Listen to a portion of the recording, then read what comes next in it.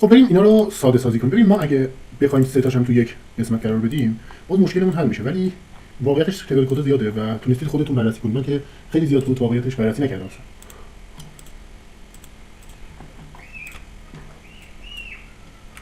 تولبار رایت استپ 1 از این فرمشون کجاست؟ آها فرمه تو لفت سایت باره. تو لفت سایت بار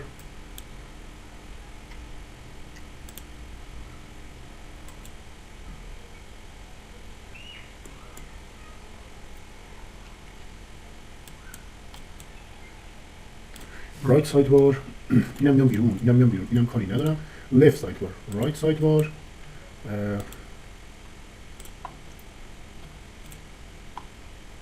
خب این فرم اینجاست، اینم عملیاتشه.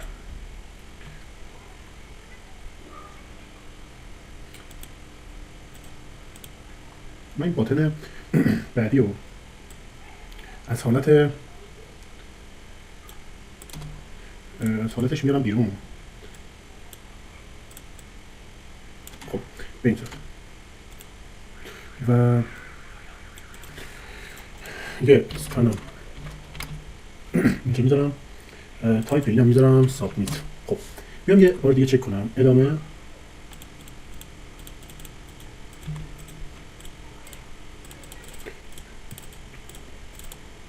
خب میرسیم به اینجا مدیریت ثبت. این فرم میگه با موفقیت ارسال شد، ولی این اشتباه.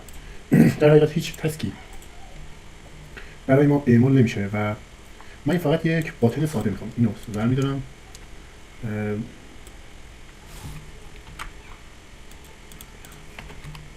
میارم اینجا، اینم حذف میکنم، یکم باتنامون خلاص‌تر بشه. ثبت.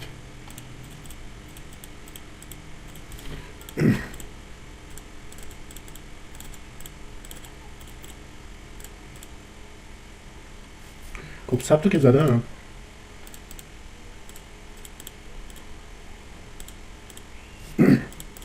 خب بیام اینجا اصلا ببینیم مراحل مختلفش که اینجا هست ارسال میشه یا به اینجا میرسه.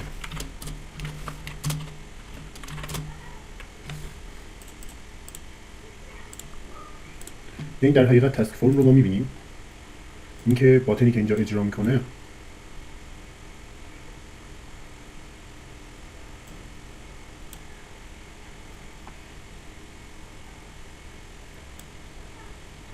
اینا رو برمی‌دارم ارور نداشته باشیم. خب بیایم دوباره به این قسمت اطلاعات رو پر میکنم، ارور خاصی از اطلاعات نداشته باشیم.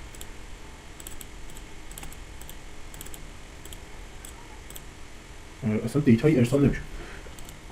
ما یه دونه اینجا قبل اینکه که مثلا این فرم ارسال میشه، اوکی فرم ارسال نشد که ارزش نداره، ثبت رو میزنه، اوکی فرم رو به ما داد، فرم درسته. بس ما تو والیدیشن این قسمت مشکل داریم، یعنی والیدیتش به ما جواب نمیده و ما یه کاری کنیم، یه دونه رول رو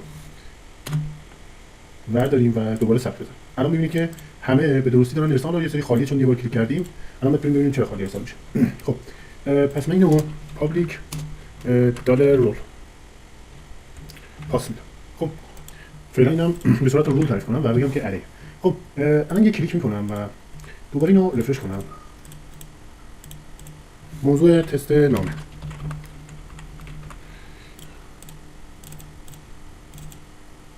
اول اینکه شاید دو تا فایل داشته باشیم، مشکلی نداره، مدیریت و ثبت. خب تا یه جایی پیش رفت. ببینید این الان باید ثبت شده باشه، ثبت نشد. تا تسک دلار دیلی والیدیتش تا تسک رولش اومد. تسک رول دلار رول لفت 3 رول اینجا. خب اینو کلیک میکنم ثبت. الان ارور باید بده دیگه، درسته؟ کلیک نمیکنم ثبت. رول اصلا ارسال نمیکنم، بازم ارور میده. یه بار دیگه اونو رول کردم آنی. ببینید الان 9 تا داده.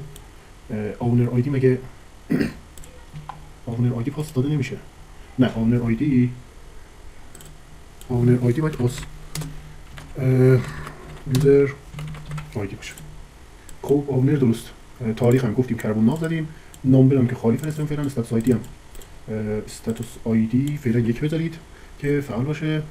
اولویتمون چرا خالی شد؟ اولویت دیگه نباید خالی باشه. اولویت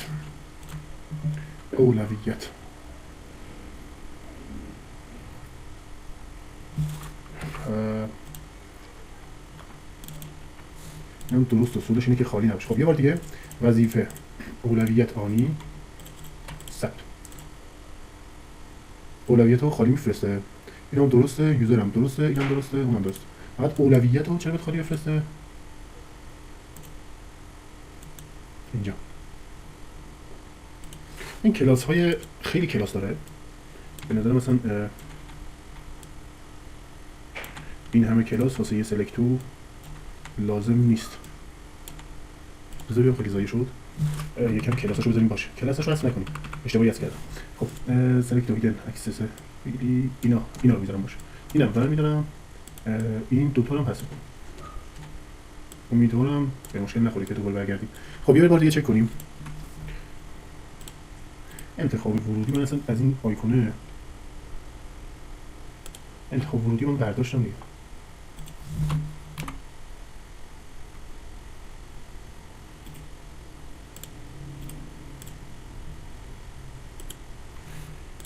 این باتن من ندارم اصلا، احتمالا از کلاساش ایجاد میشه.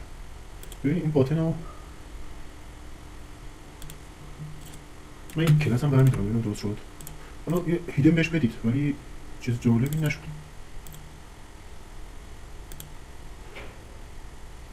عجب.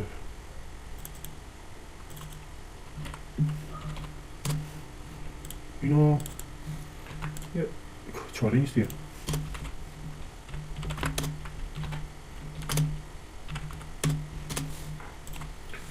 خب اینجا بازم نشد.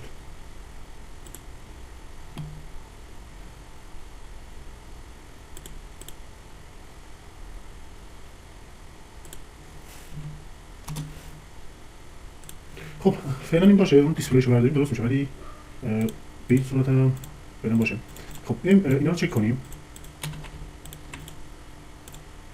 الان اولویت رو هم برامون ارسال کنیم، ولی مهم نیست، همین که این اولویت رو ارسال کرد دوباره خالی کرد.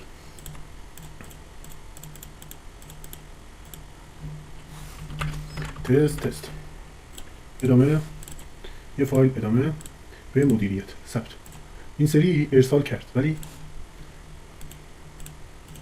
بیام از این مرحله گذشت. بیاد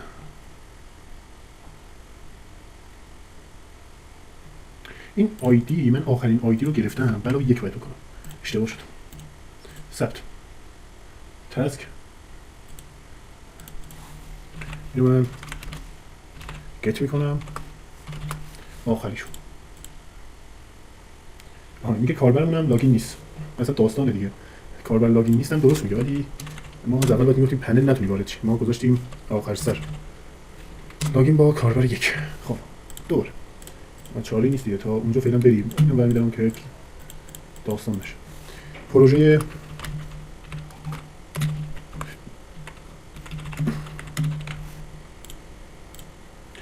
فایلی اصلا آپلود نکردیم، ثبت نال. خب اومد تا اینجا، تا کجا؟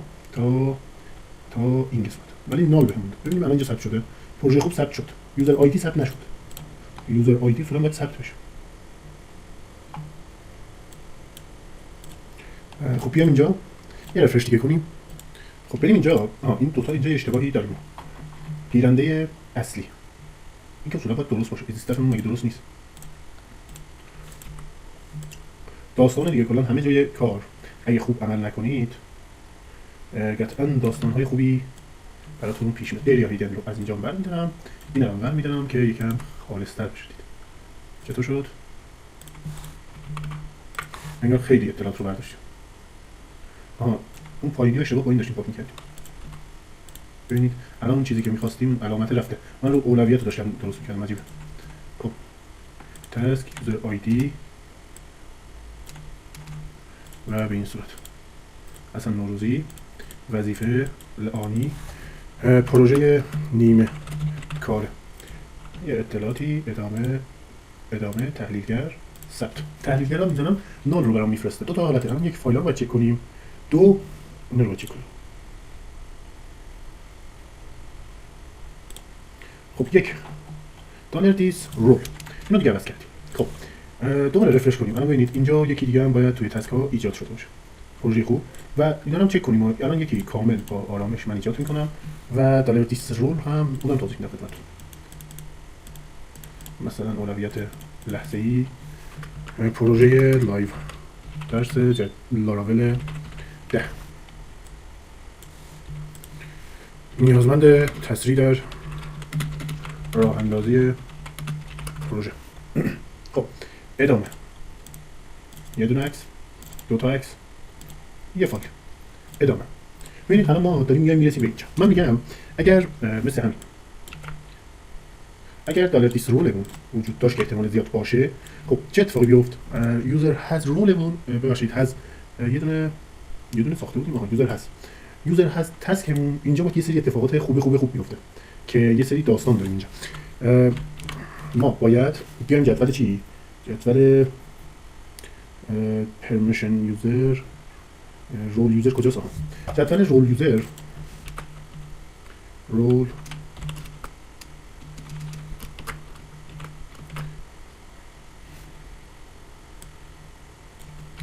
خب اینو باید بیایم اینجا. دیتابیس اسمشو دقیق بردارم، رول یوزر، و وقتی که آره دیگه رول آیدیمون باشه دلار دیس رول، اونو گت کنم، یعنی کلشو دریافت کنم. بعد حالا اینو ببینیم واقعا دیدی کنیم دلار مثلا یوزر دیدی میکنم منم یوزر رو. خب به این صورت بعد میام مدیریت رو تیک میزنم، ثبت رو میزنم.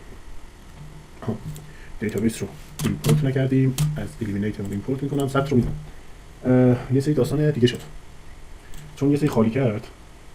اینجا رول یوزر هم